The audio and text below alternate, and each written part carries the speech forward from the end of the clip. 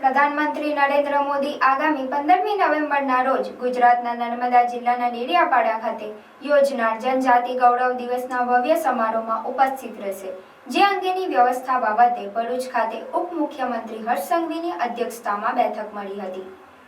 ડેડિયાપાડા ખાતે આદિવાસી સ્વાતંત્ર્ય સેનાની બિરસા મુંડાની 150મી જન્મ જયંતિ નિમિત્તે આયોજિત કાર્યક્રમમાં વડાપ્રધાન મોદી ભાગ લેશે અને આદિવાસી સમાજના વિશાળ જનસમૂહને સંબોધિત કરશે।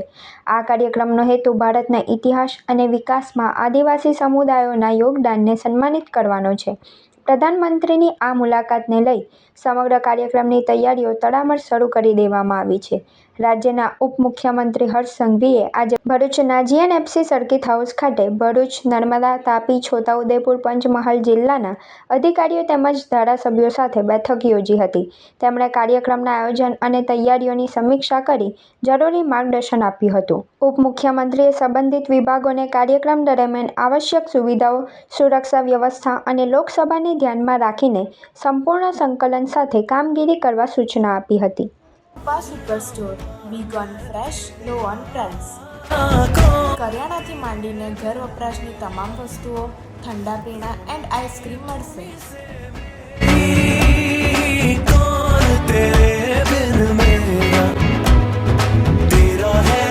તો કરી લો દિવાળીની ખરીદી। એડ્રેસ: આરકે તુલસીધામ અને વિશ્વનાથ ટાઉનશીપની સામે, તુલસીધામ શાક માર્કેટ, જાડેશ્વર રોડ, ભરૂચ।